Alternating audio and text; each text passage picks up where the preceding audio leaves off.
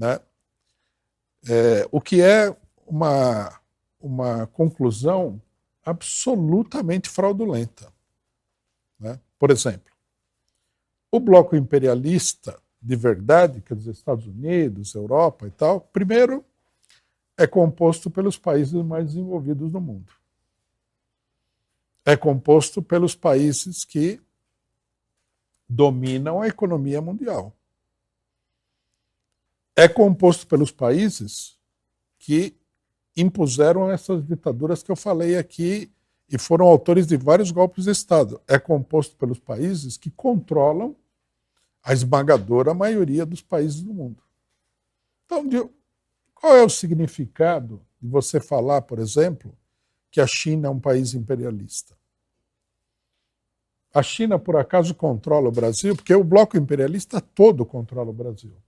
Os Estados Unidos é o país mais importante, mas todos eles controlam aqui a economia e a política brasileira.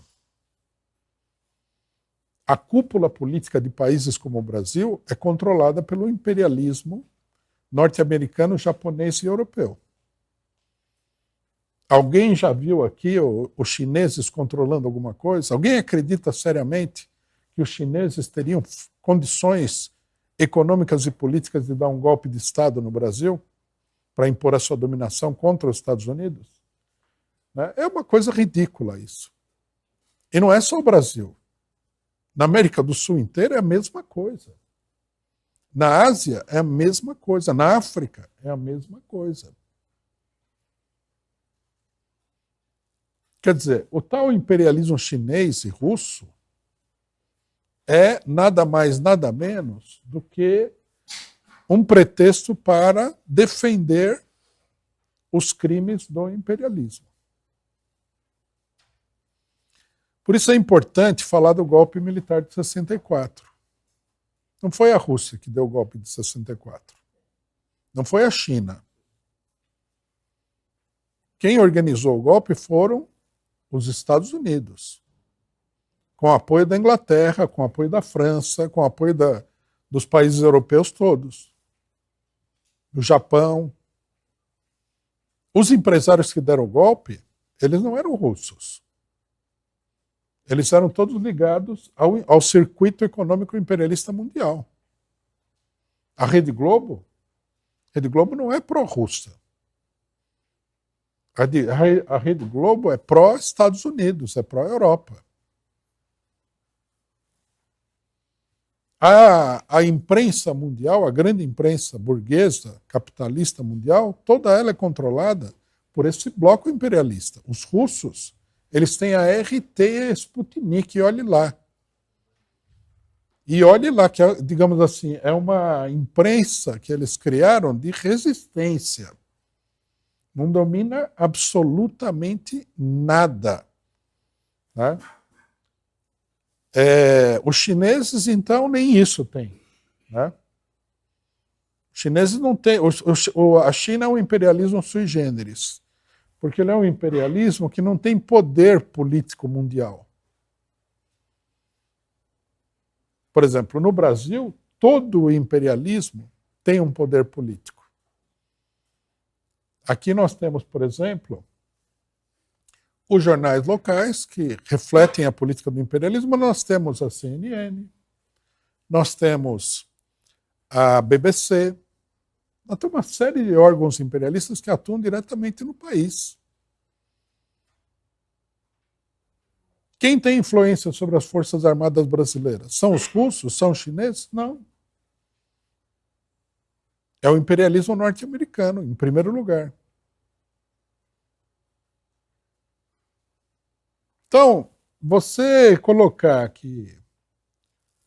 eu vou voltar nesse tema, porque tem um negócio sobre a Ucrânia que eu queria falar. Você colocar esse conto, né, essa lorota do imperialismo russo, é só um pretexto para defender os crimes do imperialismo. Da maneira como a questão está indo, isso daí ultrapassa um pouco o simples debate político. Né? Porque é uma questão de luta política. nós vimos aqui determinados setores da esquerda se colocarem aí contra a operação russa na Ucrânia. Nós vimos setores da esquerda se colocarem contra a Venezuela. Né? Gente do PT veio a público falar que a Venezuela teve fraude mesmo, que é uma vergonha, que não sei o que, não sei o que lá. Esse pessoal não está equivocado politicamente. Eles atuam a favor dos crimes do imperialismo. O que o imperialismo faz com a Venezuela é uma operação criminosa. O estrangulamento econômico do país é uma operação criminosa. Defender, se colocar contra a Venezuela em nome da democracia, que é uma coisa que ninguém sabe direito o que é isso, né? É simplesmente uma política de apologia dos crimes do imperialismo. Então, companheiros, a importância, né, da data do dia 31 de março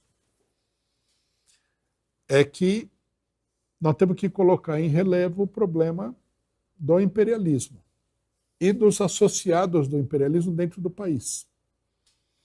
Quer dizer, nós temos que colocar em perspectiva para todo mundo contra quem nós estamos lutando. Nós, por exemplo, não estamos lutando contra os russos. Você fazer essa proposição no Brasil, a pessoa pensar que você tomou droga. Não faz o menor sentido. O inimigo do povo brasileiro continua sendo o mesmo de sempre. Não mudou nada desse ponto de vista na situação política mundial. E é importante ter claro o seguinte, né, que o setor que é apresentado como democrático é o imperialismo no Brasil. Né? O PT fala da frente ampla. Seria o acordo com os partidos que não são bolsonaristas. Aí é um problema, né? Porque tem gente nesses partidos que com certeza é pior do que o Bolsonaro na prática. Pega o Ronaldo Caiado do Mato Grosso. O que ele tem de melhor que o Bolsonaro em termos de agressividade política? Nada. Esses setores, né, o União Brasil, que está cheio de gente que vem da ditadura militar e tudo, estão sendo apresentados como a salvação da democracia. Isso é uma arapuca. Isso é uma política que levará a esquerda e os trabalhadores a uma derrota catastrófica. Eu vi recentemente uma matéria da esquerda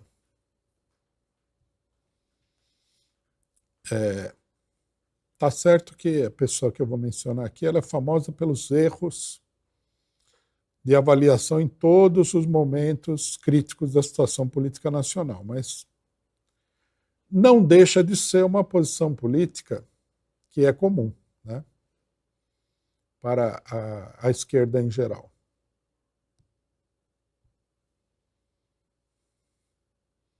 Um grupo do PSOL, né, que saiu do PSTU, que tem o blog Esquerda Online, publicou uma matéria do Valério Arcari, que é um dos grandes ideólogos dessa esquerda,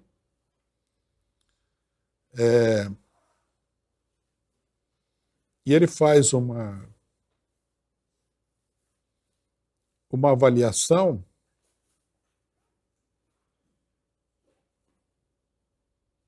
que é o seguinte. Queria que vocês prestassem muita atenção, porque às vezes as pessoas falam com clareza coisas que eles querem ocultar, né? Ele fala o seguinte: há uma luta em curso entre os capitalistas sobre qual entre os dois regimes políticos de dominação, a democracia liberal ou os regimes bonapartistas, corresponde melhor à defesa dos seus interesses estratégicos. A esquerda não pode ser cega diante desse perigo. Não somos neutros, nem indiferentes. Estamos no campo da democracia liberal, em unidade na ação, nas ruas e nas eleições, contra as fissuras burguesas, contra a ameaça neofascista. Então vejo que ele falou claro aquilo que todo mundo pensa, mas tem um certo pudor de falar, né? Não sei por que ele falou também. Acho que é a vontade de aparecer como um analista, né? Mas certas coisas, né, já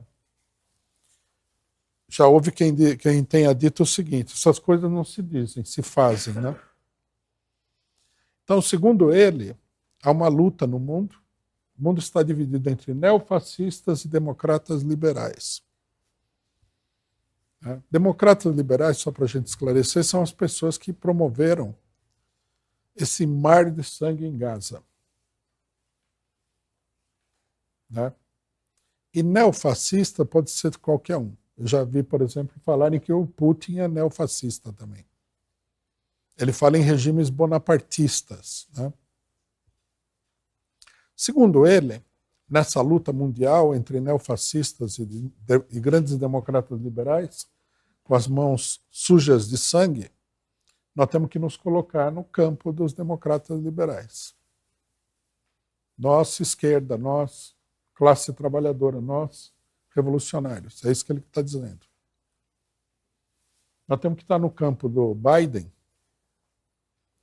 contra o Putin. Nós temos que estar no campo do Biden contra o Irã, por exemplo, que muitas dessas pessoas falam que é um regime fascista. Isso daqui é a pior apologia que eu já vi do imperialismo em muito tempo. O vocabulário é todo enganoso. Não tem nenhuma democracia liberal. O problema não pode ser encarado de um ponto de vista formalista, que seria o seguinte: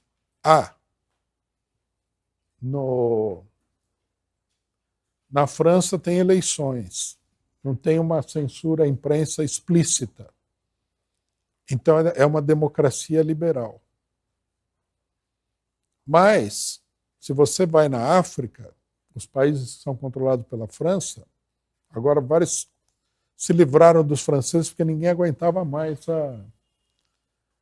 a política de arrancar o couro do pessoal. Você vai ver um monte de ditaduras. Então fica a dúvida. Eles são democratas liberais também na África? Porque se a gente olhar só para a França, daria para enganar alguma pessoa muito descuidada.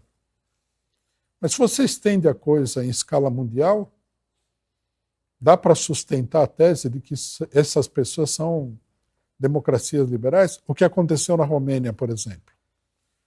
O golpe de Estado foi um golpe de Estado das democracias liberais. Então, a pessoa que dá um golpe de Estado, que cancela as eleições porque perdeu a eleição, que prende o candidato vitorioso na eleição, para poder ganhar a eleição sem concorrência, é um democrata liberal em algum sentido da palavra? Esse pessoal todo apoia o regime da Arábia Saudita. A Arábia Saudita é uma democracia liberal? Quer dizer, é um raciocínio de uma pobreza teórica total.